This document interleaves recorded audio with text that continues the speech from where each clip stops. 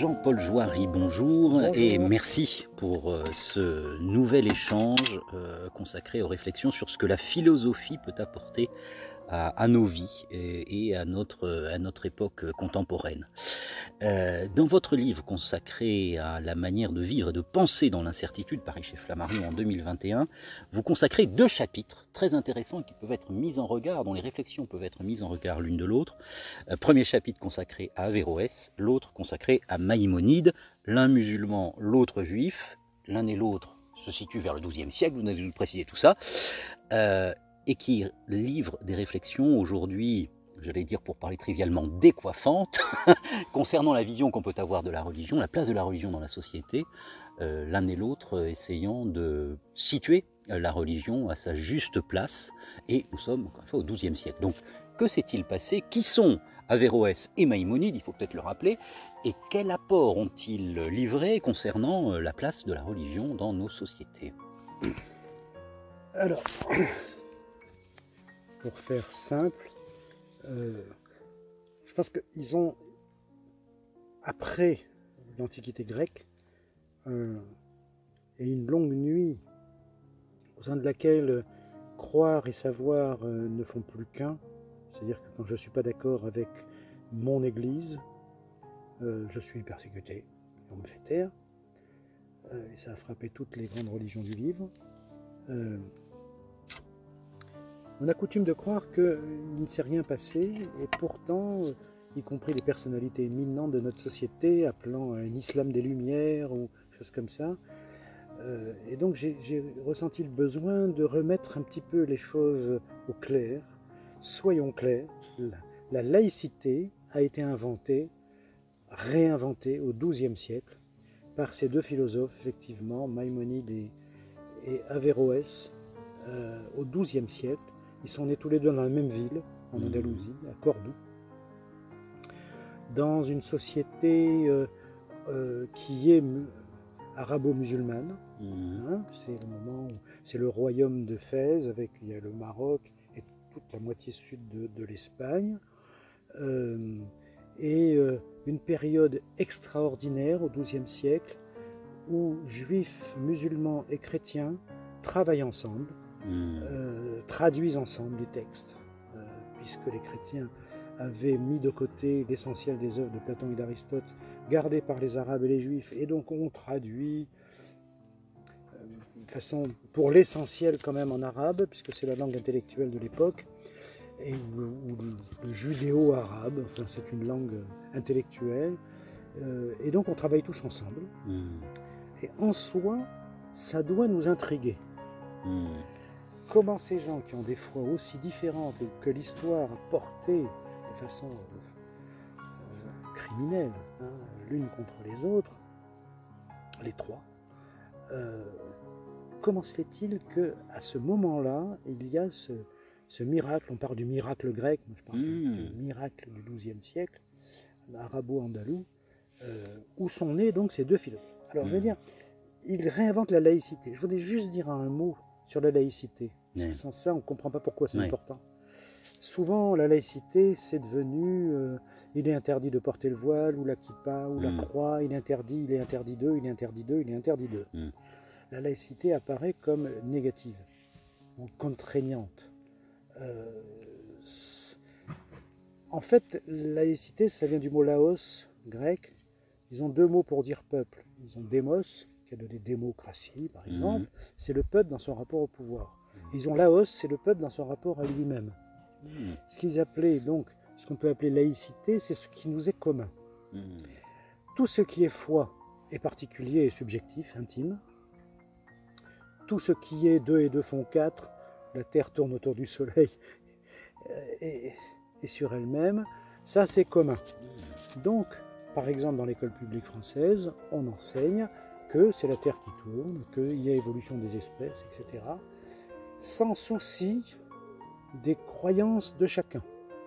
Comme professeur, j'ai eu à affronter ce problème, des élèves qui disaient « vous croyez à l'évolution des espèces parce que vous êtes athée ». Je leur dis, mais attendez, la Terre tourne autour d'elle-même, autour du Soleil. Dans la Bible, on dit 9 fois le contraire. Et c'est pas pour ça qu'elle ne tourne pas. Et puis quand vous allez chez le médecin, vous ne lui demandez pas sa religion, vous lui demandez ses diplômes. Donc il y a des choses qui sont communes, même si c'est un peu provisoire, la science évolue, c'est commun. Et il y a les choses qui sont intimes. Et donc la laïcité, c'est uniquement de la liberté. C'est-à-dire que chacun doit avoir le droit de croire et de pratiquer tout ce qui est intime et qui relève de la foi, des foi diverses. Et on doit partager tout ce qui est connaissance, puisque c'est commun. 2 et 2, ça fait 4 pour tout le monde. Donc, si je suis chrétien ou juif ou musulman et que quelqu'un fait une découverte en médecine, il doit la partager avec les autres et ça ne dépend pas de sa foi à lui ou de son absence de foi, il peut être athée. Tout ce qui m'enrichit au niveau de la connaissance est bon à prendre parce que c'est commun. Et voilà, c'est ça qui a été nié pendant des siècles. On martyrisait les scientifiques, on les brûlait vifs, on pourchassait les chrétiens parce qu'ils étaient chrétiens, juifs parce qu'ils étaient juifs, musulmans parce qu'ils étaient musulmans, alors que ça n'a aucun rapport avec le bonheur et l'art de vivre humain en commun. Donc, Maïmonide et Averroès. Alors, je vais les présenter peut-être séparément, mais ça vaudra parler. Ils vivent au XIIe siècle, effectivement. Ils sont nés tous les deux à Cordoue, mais ils n'ont pas pu se rencontrer. Parce que le petit Maïmonide, donc le juif de cette dyade, sa famille est chassée. Vous savez, les catholiques les ont condamnés soit à se convertir, soit à s'exiler, soit à être exécutés. Et donc, ceux qui restaient convertis, soi-disant convertis, s'appelaient les maranes, ça veut dire les cochons, enfin bon. Et donc, la famille de Maïmonide, qui est juive, s'exile dans le sud de l'Espagne, puis au Maroc, puis ils traversent l'Afrique du Nord et ils aboutissent en Égypte. Et en Égypte, le petit Maïmonide, qui a beaucoup appris dans les familles juives, on lit la Torah, mais on enseigne Aristote, etc. Machin, il devient le responsable de la foi juive en Égypte. Donc c'est le grand maître du judaïsme en Égypte. Donc c'est pas un petit personnage dissident, ça devient un officiel, avant d'être marginalisé, interdit. Bon. Averroès, lui aussi, c'est quelqu'un d'important. À Cordoue, alors il est très éduqué, il connaît tout Platon, Aristote, toute la philosophie antique, et il devient le grand juge, le cadi. C'est-à-dire c'est lui qui rend la justice pour le royaume arabo-andalou quand même. Hein. C'est pas rien. C'est donc un grand officiel.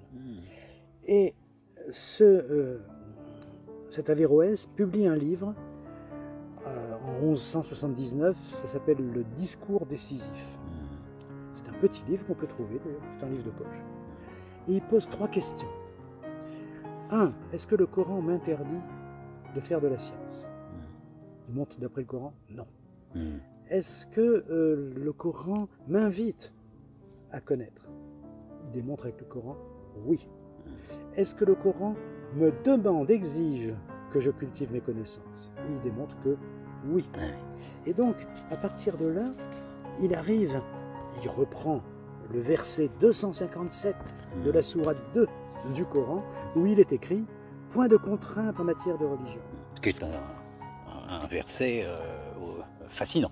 Fascinant, que certaines traductions... Compte tenu de l'histoire qui est survenue avant, après. Avant et après, oui, c'est quand même fascinant, au point que certains passages du Coran, d'ailleurs, j'ai vérifié, sont supprimés de certaines éditions, notamment saoudiennes, sur le refus de la vengeance, et ce genre de choses. Bien. Ce qui est quand même énorme. Ils iront en enfer à partir de là. Bien. Et donc, ça vient dans une lignée de l'ismaélisme, du soufisme, des mouvements musulmans, qui dès le 8e siècle prônent la tolérance totale, la connaissance. Tu peux être juif, chrétien ou athée, si tu m'apprends une chose, tu es le bienvenu. Oui, oui, il y a la science divine et la science humaine. Voilà, ce sont deux sciences légitimes. Qui sont légitimes. De connaissance, au fond. Et alors, ce qu'apporte Averroès, c'est cette idée qu'on va retrouver chez Maïmonide, c'est qu'il n'y a qu'une seule vérité. Donc la vérité de la religion et la vérité de la science ne peuvent pas se contredire. Oui, l'un et l'autre sont à la recherche de la cohérence. Voilà. Et donc, si jamais le Coran contredit une connaissance, c'est qu'on a mal lu le Coran. Plus tard, on dira il faut tuer le scientifique. Là, non, il faut relire le Coran, on n'a pas compris. Ça ne peut pas se contredire.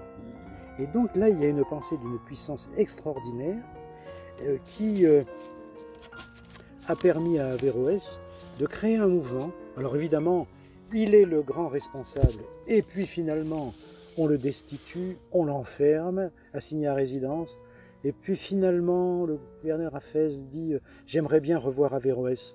Et donc il va vers le Maroc et il meurt en route. Voilà. Ah oui. Et donc l'avéroïsme sera interdit chez les chrétiens et interdit chez les musulmans. Donc sa pensée est vouée à disparaître. Sauf que comme ces musulmans sont d'immenses intellectuels, il y a des copies qui se font, etc.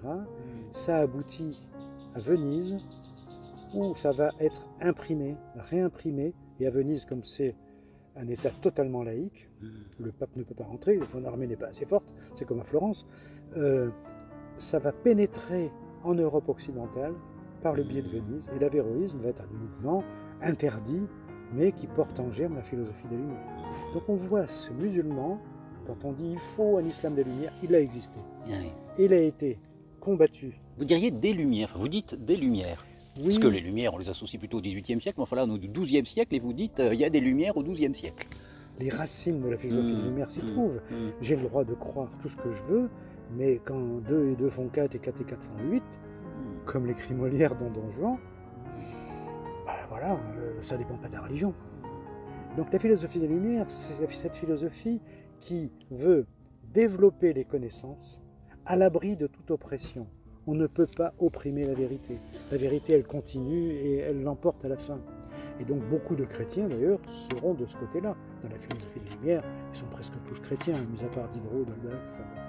Et ils veulent sauver l'honneur de la religion. Ils ont perdu cet honneur avec la condamnation de Galilée, comme si le soleil tournait autour de la Terre. En France, ils perdent l'honneur par la condamnation des travaux de Newton. On dit c'est pas possible, l'attraction à distance, c'est pas possible. Et eux, ils essayent de sauver l'honneur en montrant qu'il faut séparer les deux. Et donc, l'avéroïsme va, indépendamment de la volonté et de la conscience évidemment d'Averroès, jouer un rôle déterminant dans la renaissance de la philosophie des Lumières. Donc c'est un moment fondateur, ce XIIe siècle, parce qu'on voit aussi dans d'autres, je pense à la religion chrétienne et à la condamnation par une partie de l'Église des relectures des auteurs de l'Antiquité, notamment d'Aristote, de la logique de la physique, etc. C'est le rôle de l'Inquisition, et donc de condamner, parce qu'au fond, l'un des points communs aussi, c'est que l'un et l'autre, Averroès, Maïmonide, étaient connaisseurs de ces lectures de l'Antiquité. Voilà, donc il y a tout un travail intellectuel, et on voit au fond des tensions, des lignes de force extrêmement puissantes, entre des gens qui disent qu'il faut réhabiliter la science ou la connaissance humaine de manière générale, la connaissance physique, faire appel à Aristote, pourquoi pas, et d'autres qui disent bah non, la religion doit prévaloir. Et voilà, d'où le problème lié à Thomas d'Aquin, qui lui a réintroduit Aristote, alors qu'il n'y avait qu'un néoplatonisme, qui était une trahison de Platon d'ailleurs, parce qu'il ne prenait pas tous les textes. Et Thomas d'Aquin, qui est un des deux pères de l'Église quand même, mène ce combat de retraduction. Averroès, on l'appelait l'aristotélicien, et c'est voilà, il a traduit Aristote comme Thomas d'Aquin, et Maïmonide connaît Aristote par cœur. Enfin, Aristote, on peut toujours jeter la pierre, on dit que la scolastique, c'était la pensée rationnelle de cette époque, ça a été libérateur. On ne peut pas caricaturer Aristote, évidemment, c'est dépassé par la physique, etc. Et alors il y a le petit Maïmonide. Oui. Le petit Maïmonide, alors c'est intéressant. Alors, petit quand il était enfant. Oui, quand il était petit, il n'était pas grand. Et donc, il se retrouve en Égypte, où vraiment c'est le théologien.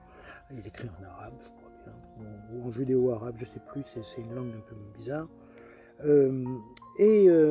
Il a un élève, Youssef, qui est son plus brillant élève, il enseigne.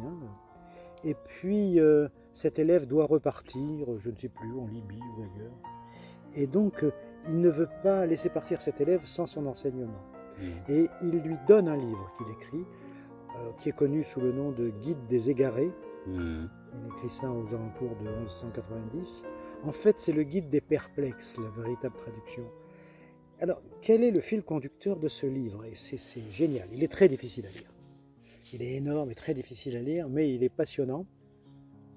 En gros, il dit voilà, lorsque on veut être juif, qu'on lit la Torah, qu'on vénère cette écriture qui vient de Dieu, mais qu'on est cultivé en même temps et qu'on regarde le monde, on voit des contradictions qui peuvent faire douter de la Torah. Et donc on peut être perplexe et donc s'égarer. Et donc il veut sauver ça. Et ce qu'il dit, c'est qu'il ne peut y avoir qu'une vérité.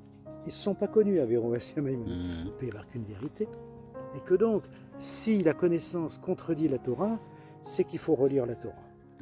Il est impossible que ça se contredise. Et lui aussi, de son côté, va développer cette conception selon laquelle la connaissance est objective et commune, et la foi, elle, c'est un travail de réinterprétation perpétuelle de l'écriture. Parce que Dieu, il n'écrit pas, c'est une écriture humaine, et tout est en métaphore, il faut tout interpréter. Et au-delà du texte. Au-delà du texte. Ce qui est la grande pratique du judaïsme. En famille, on relit le texte, on réinterprète, on s'interroge.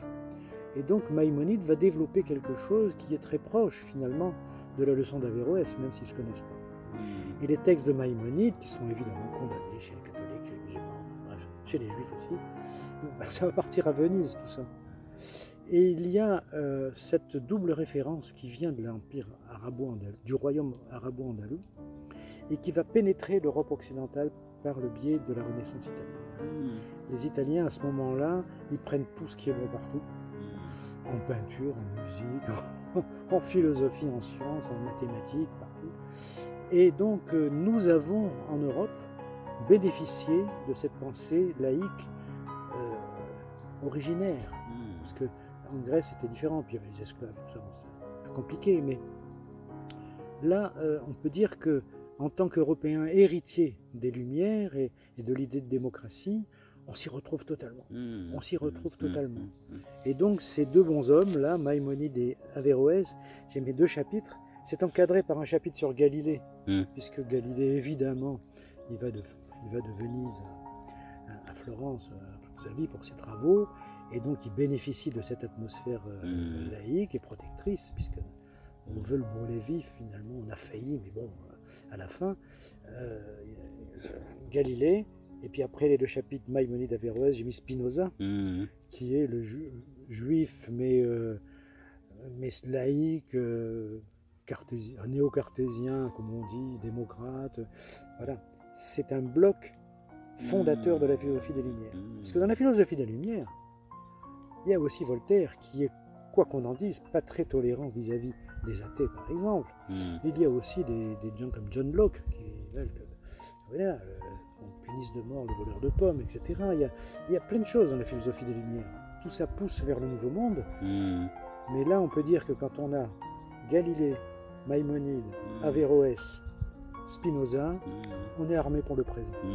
Est-ce qu'on peut dire que la vision portée par Averroès et Maïmonide est une vision du respect de la différence, du respect de l'altérité, de l'esprit critique? Est-ce qu'au fond, il y a une tolérance en eux et qui pourrait laisser, qui ouvre la voie à laisser de la place à chacune et à chacun en fonction de sa vision du monde? Est-ce qu'il y a déjà, au fond, cette idée, à travers leurs écrits, d'une société et d'un monde qui serait peut-être plus respectueux de l'autre? C'est certain. C'est certain, je suis d'accord totalement avec vos formules, mais le mot tolérance, je ne l'aime pas. Ah oui. Pourquoi? Si je dis que, François Mickey Marty, je tolère votre pensée, je me mets au-dessus. Ah oui, très juste. Je pense que votre pensée ne vaut rien, mais je la tolère. Je vous permets de penser. La liberté de penser, c'est autre chose. Ça veut dire que vous avez votre pensée, j'ai la mienne. Rien ne me permet de dire que j'ai raison sur vous tant qu'on n'a pas discuté en toute sincérité et que on n'a pas essayé de critiquer l'autre de sorte que chacun progresse. Comme disait Platon, mais non, c'est ensemble que nous marchions vers la vérité. La vérité est plurielle. Donc, est-ce que c'est une façon de vivre ensemble dans ce qu'on appellerait un humanisme ou une démocratie selon les niveaux où on se place? Oui. Parce que c'est seulement si on considère que la vérité nous intéresse également et qu'on a peut-être une parcelle, mais peut-être qu'on se trompe tous les deux en plus. Si on admet donc que c'est par la raison qu'on va y arriver. et que quelle que soit votre foi ou votre absence de foi, et la mienne ou mon absence de foi aussi, ça ce sont des choses intimes qui nous habitent, que nous ne pourrons pas démontrer.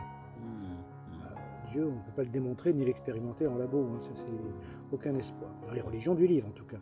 Donc ça permet à chacun d'être tranquille à la fois dans ses convictions, être tranquille vis-à-vis des autres, en ce sens qu'ils ont leurs convictions, mais j'ai les miennes, et c'est normal, on peut en discuter, donc liberté totale de discussion, mais qu'ensemble on doit faire effort pour mieux connaître le monde.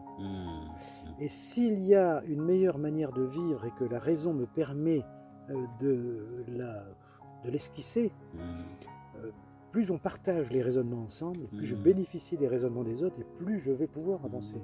Donc sinon c'est pas de la tolérance, c'est du vivre ensemble pleinement. C'est-à-dire que l'humain est un animal politique, nous vivons en société et personne ne peut imaginer un instant que, y compris les mots que j'ai prononcés, j'ai pu les prononcer sans des parents et un milieu social. Tout ce qu'on a en nous vient de l'extérieur quand même. Et toute intolérance, parce que ça, ce mot-là existe, ampute tous les individus d'une partie de ce qu'ils peuvent devenir. C'est à la fois l'éloge d'un esprit critique et d'un dialogue constructif. Exactement. C'est ça, très bien. C'est inséparable. Ah, oui. Et ça s'appelle la démocratie, la liberté de penser et la démocratie. Très bien. Bah, écoutez, merci beaucoup Jean-Paul Jouary pour cette nouvelle éclairage consacré cette fois-ci à Averroès et à Maïmonide, donc à la fois sur les, je ne sais pas s'il faut dire les préhistoires, mais enfin les prolégomènes de la laïcité, et puis par ailleurs cet éloge de l'esprit critique et du dialogue constructif, socle de la philosophie, qui peuvent faire du bien dans les temps que nous connaissons aujourd'hui. Merci beaucoup Jean-Paul Jouary. Je rappelle le titre de votre livre, Vivre et penser dans l'incertitude. Ces philosophes indispensables à notre temps, paru aux éditions Flammarion en 2021. C'était un entretien Boomtime réalisé par Lucia Socias et François-Mickey Marty. Merci.